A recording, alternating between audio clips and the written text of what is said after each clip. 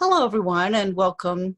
I'm here today with Dariusz Jemielniak, and I'm happy to engage in conversation with him about his take on mixed methods and his work that's represented in a new book about thick big data. So first, I want to just say, if you're new to MethodSpace, we're interested in all things to do with conducting, designing, planning, analyzing, all phases of the research process, and then writing about it and sharing results in a variety of other ways.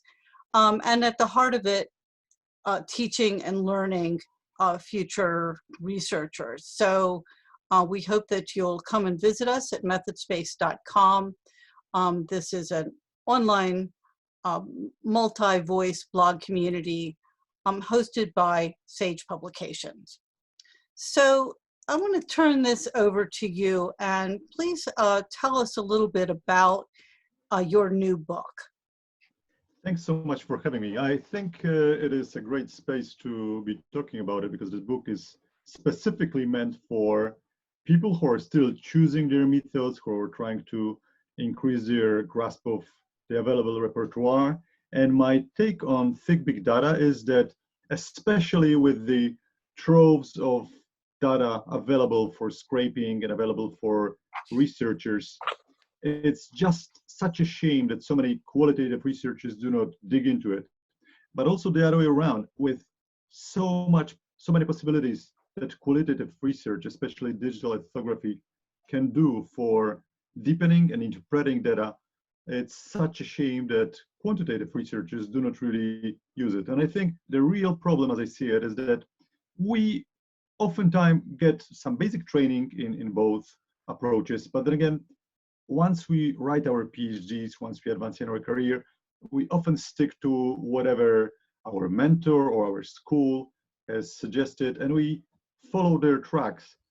This used to be fine, and for many years, I don't think it was an issue. But now, with the huge expansion of data science and with the availability of data that is basically informing qualitative research and the possibilities of qualitative research to inform quantitative research, I think it's high time that we try to combine both more. Right, I really liked the statement you made in your preface. In my view, big data not only can, but definitely should be interpreted by thick data. The more quantified and powerful the data sets we use, the more important it is to use qualitative tools that improve our understanding of the outcomes. So, really, I agree completely, with this point, which is, of course, why I think it's brilliant that you're writing about it. And, do you think that this is really like an important moment now for kind of a new way of thinking about mixed methods? And what does that mean for people who are teaching methods? Yes, I think it is indeed. And I think for many years, people have been discussing mixed methods. And I totally understand why this conversation was not really flying all that well. But now I think we just don't have much choice. With big data, we have spurious correlations. And we even see it on large professional projects like Google Flu. For many years, it was considered to be extremely good at predicting flu epidemics. And after a while, it turned out that quite a bit of this algorithm was just flawed, and we didn't know. It was a spurious correlation. So even if Google, who is really good at data science, can make blunders like this, what can we as researchers do? I think the answer is very simple. If you do qualitative research, and of course, with flu, it's not necessarily the best user case, but if you do some study of a social phenomenon and your data tells you something, following up with digital ethnography is just wonderful. But the other way around as well, if you're planning a qualitative research, just a very quick data scraping tour, maybe spending a day or two trying to crunch some data, will give you extremely good starting point. you will have much better questions, much better areas even to consider for what you should be asking people about. I think, in this particular time, where, we're looking at,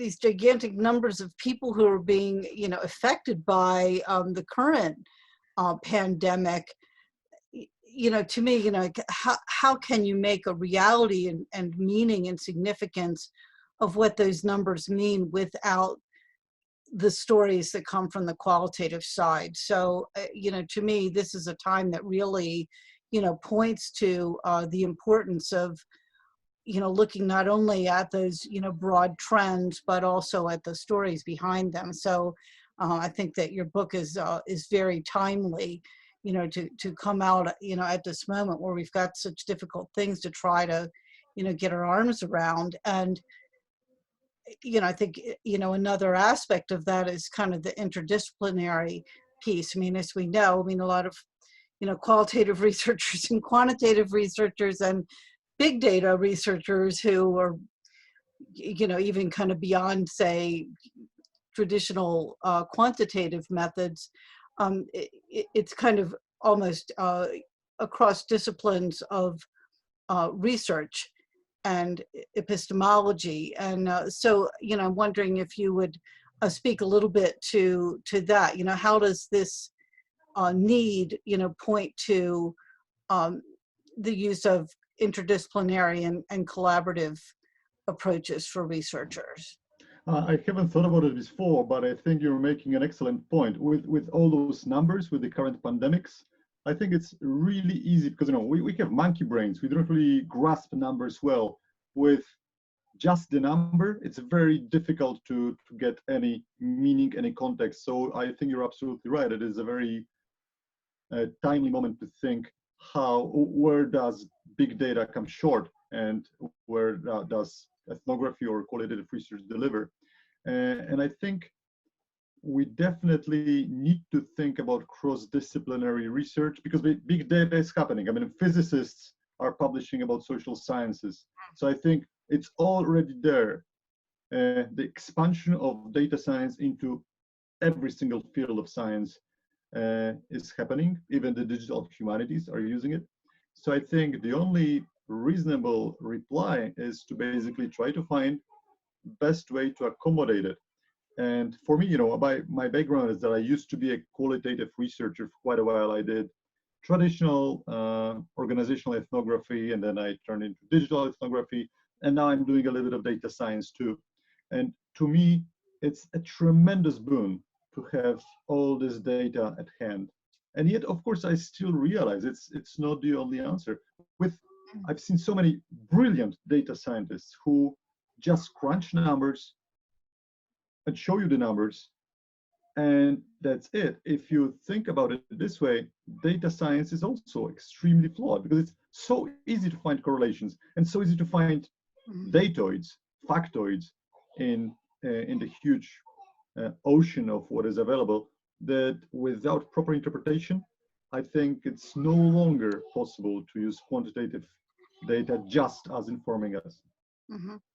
Well, I was, fascinated by your work with the Wikipedia study that you published previously, and I thought, your approach to digital ethnography was really interesting with that. So, thinking kind of, coming from that experience to the data science side, what learning experiences, helped you to, make that kind of broadening of your own research approaches?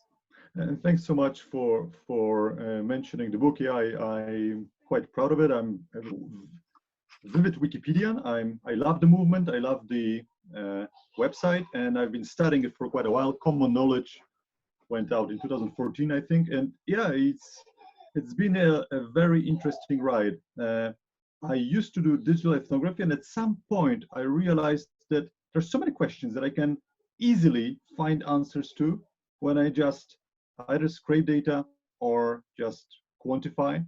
And the examples are manifold. Even just last week, I was studying a very simple thing for an article or a chapter that I was writing. And I gathered maybe 20,000 tweets about a glass ceiling. And it's an easy process. I did it. I did some analysis of it. But one thing that I found striking was that one of the most popular tweets was about a phenomenon happening in India that I otherwise would be absolutely oblivious to. I would have absolutely no idea that it even happened. And there was a story about a movie there, about some actors doing something or director doing something. It doesn't really matter. The thing is that if I wasn't doing even this very easy 15-minute quick check on what is out there, I would be unable to realize that this social phenomenon is happening. And to give you an example from Wikipedia, if you, for example, if you study, is Wikipedia work collaborative or is it a lone work? When you talk to people, many times you will hear that it's very collaborative, that it's community, that people are doing things together. And then if you analyze people who are very active on Wikipedia quantitatively, you will very often see that they engage in disputes, they revert each other. So I think there are two sides of the same coin. It's very useful to be able to talk to someone, then show them the numbers and ask them, okay, but what do you think about this? How is this? How can you help me interpret this data here? So I would say it's super useful, super enriching for qualitative data. And I'm also pretty sure that it could be super informative for quantitative data backwards. So, a couple of questions that I have just, about the kind of going from, say for, using the example that you gave, where, you've got 20,000 tweets about some topic. So, kind of two parts of my question. One is, with all of the bots and trolls and, fake accounts and all of this kind of stuff, how do you account for that, when you're looking at a collection of posts? And then, if you are someone who wants to use a mixed approach, using that example, so let's say you wanted to learn more, get the backstory, get the context, what does this actually mean for people behind, on the other side of the monitor, would you say select from that group of tweets and contact the people individually and say, I'd like to interview you, would you be willing to talk with me about your, I was fascinated about what you said and tell me more, or would you recruit, participants in some other way? So I think it's a wonderful question, especially, but I have to say that the problem with not really knowing if the person behind the screen is actually the person they are saying they are, it's not specific for quantitative research. Actually, in my qualitative work, I oftentimes encountered a situation in which I had to be very careful and not necessarily assume, for example, that I'm participating in a conversation with several people.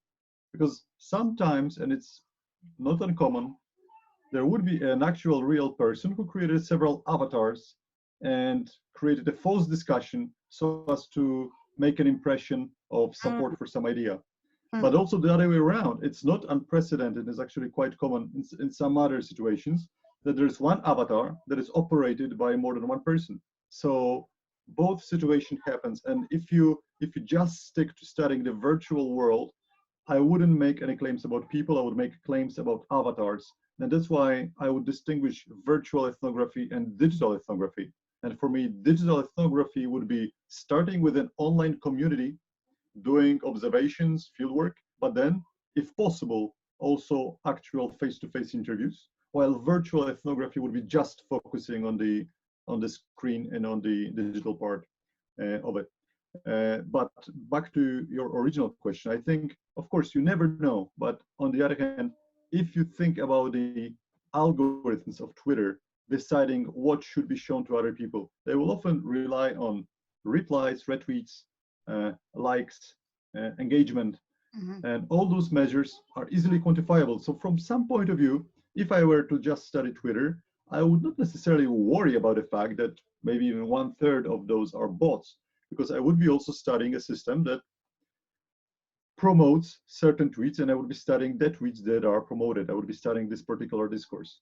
But if you're asking me about the final part of the question was whether I would actually try to reach across to Twitter users to engage with a possibility to interview, maybe not necessarily on Twitter, although I could totally see how this could work.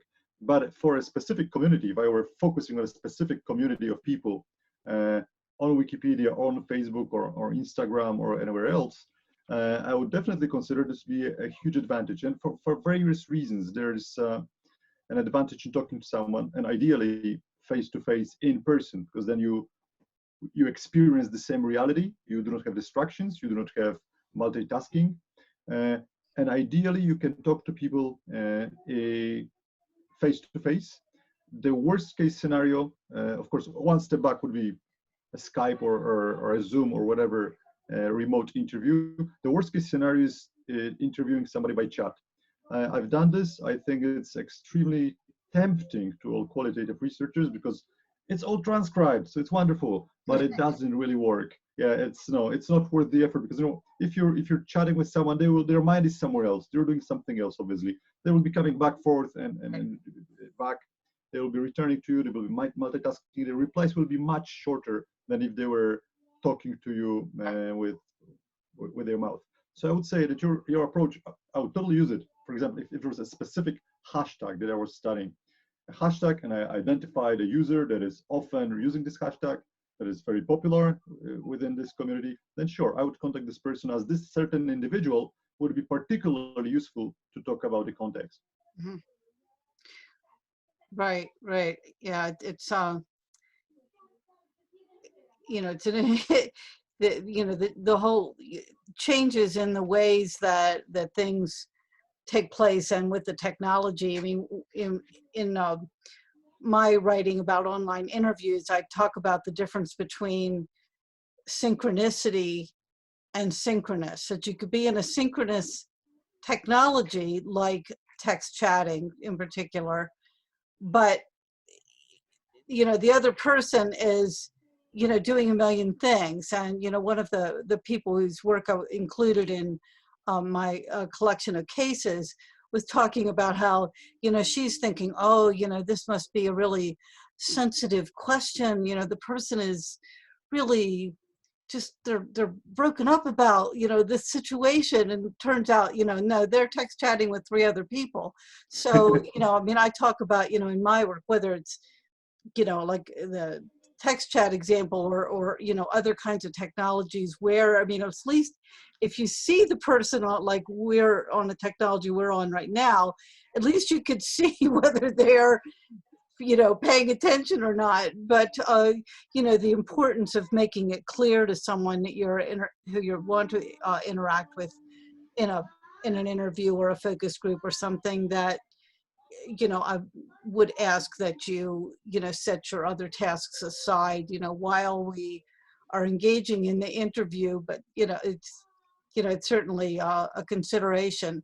I wanted to ask you a little bit more about since I've also been interested in online communities for a long time. And it seems like there's a real kind of change as those have been now occurring on commercial platforms that have their own, issues, restrictions, reputation. And, and you talk, a bit about that, in this book, in terms of do you say the infamy of the internet? So, I wondered if you could talk a little bit about, kind of how you define online community in this time, and what that means given the kinds of settings that they might take place on. First of all, I love the distinction you're making, and I wish I had read it before I wrote Think Big Data, because I think it's a perfect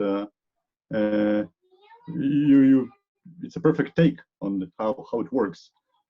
Indeed, I think synchronicity and in synchronous conversation, this is exactly being in sync uh, psychologically with other person is exactly what is missing oftentimes. Regarding online communities, I think it's a huge issue. Even I'm not even sure if we should treat them the same way, because in some sense, it all depends on to what extent somebody's investing their identity into this particular group. And I would say in some cases, it's either not very important or very transient. I mean, it's if you look at Facebook groups, for example, you will see people who are members of hundreds, if not thousands, of different groups. It would be very difficult to consider them to be actual members from the traditional ethnographic point of view. They are not even marginal members, because they might not even know they are members. They signed up out of spite at some point and they are not even there. On the other hand, there will be groups in which membership is very intensive, but very time bound. For example, young parents often will be using certain fora and certain groups just to exchange information. And they could spend hours every day, but very clearly there's a trajectory of them being driven out. And finally, there will be groups that could be even for life. There will be very strong online presence. And then I would distinguish those that are just online based and those that are basically extensions of groups that happen offline, and then there's some form of their presence online too, like Harley Davidson fans would be a good example. Very often they will have groups to discuss, but down to business fundamentally, their starting point, their entry point will often be offline. While on the other hand, Wikipedians and Wikimedians, they often meet in real life, face to face. And our meetups, there's a Wikimania every year, but nevertheless, the whole organizing principle will be the online community, and there likely will be a very strong feeling that this online community is the main reason they are there. During meetups, for example, one of the signals showing that this is the case, people will be using their online nicknames instead of their actual names, and it would be quite inappropriate to use somebody's real name if they are insisting on using their virtual name. That's interesting. I want to just, for a moment, come back to your book, and how would you suggest that, say, faculty members who may be watching this and are thinking about teaching, how might they use this with their students or with doctoral students whose research they're supervising? Well, I would say there are very simple, at least three very simple user cases. One is people who are quite strong in quantitative studies, but would like to learn a little bit about how to perform digital ethnography. And of course, this book will not fix it for everyone, but I think sharing my experience with what makes digital ethnography different from actual qualitative research that is more typically taught in graduate schools, I think would be a very good useful start. So just reading the part about qualitative research. But on the other hand, people who are doing qualitative studies, so who have my background basically, who have done ethnographies, digital ethnographies, and who would like to try, will find a number of useful leads, a number of useful methods described: social network analysis, culturenomics, what tools could you use, just as a start. And of course, I'm not going into details. I'm not even touching on actual coding. And I think every single ethnographer at some point in life should learn how to code in Python. Very little, but it would do wonders. But I'm not teaching that. But I think what I'm trying to do is to sell the idea that it's actually quite easy to get a grasp of, of the big universe of big data. And finally, there's a third user case. I dedicate a whole chapter to digital ethics, digital research ethics. Right. And I think it's quite useful to keep in the back of your head that digital research is just different. It's not, right. The rules taken from our actual research ethics are not necessarily the best. I have to tell you, recently I was reviewing a pretty good PhD in sociology, and it was very good literature work, good research. The only problem that I found with it was that some excerpts that were quoted from social media were revealing identities of people who were in those citations. I found it problematic, but I think it's not necessarily the PhD student's fault, right? He or she should have received training.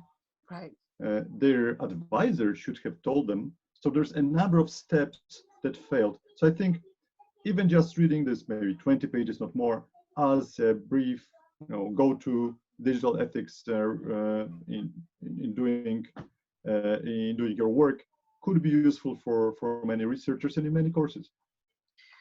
Yeah, thank you. And I agree. I think it's really important that, as a former doctoral supervisor, that, we take a new look that, really is, a whole different thing. And, along those lines, I just, as my kind of final question, wanted to share this model that, is from some of my work and kind of just get your take on this. And I think this, there are a lot of ethical implications about these kinds of distinctions. But one of the reasons that I bring this up is that I think, right now, there are a lot of people who are, accustomed to conducting, whether it's quantitative research, doing surveys in organizations, or qualitative research, doing interviews and focus groups and participant observations, who now find that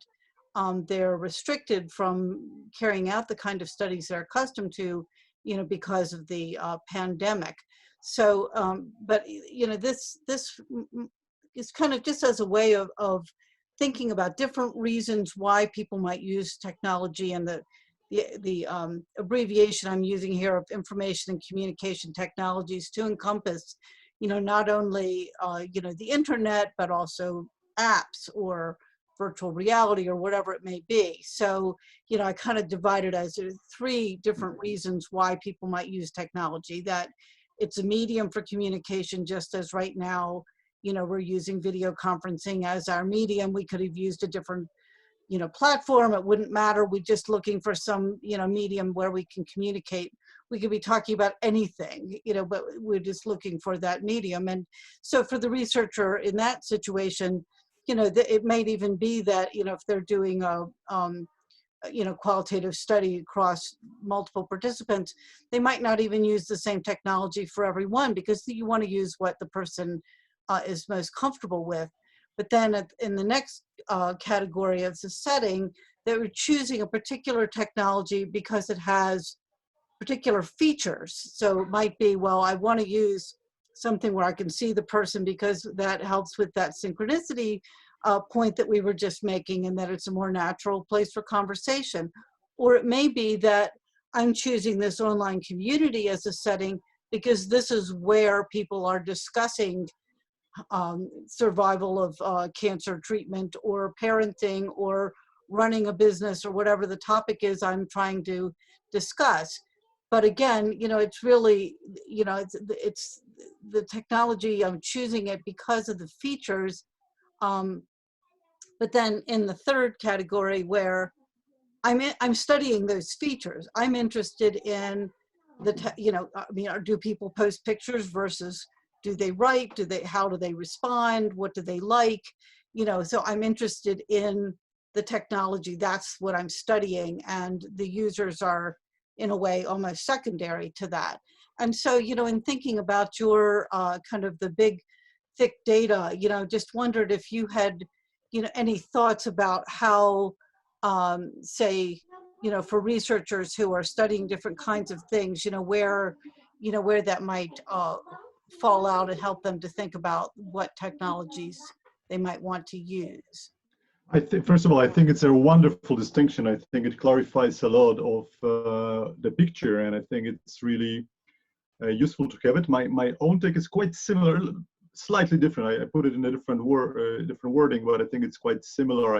I was describing in the book, in the Thick Big Data, I'm trying to say that you can study internet as a medium of social work, internet as a place of cultural production, and also internet or ICT people during using the internet. So you can study, for example, if somebody could be watching me as I'm using the technology, or somebody could be studying my output, my cultural output, memes I produce or emails I send, or somebody could be studying with the interactions, the social work that I'm involved in with technology as intermediary.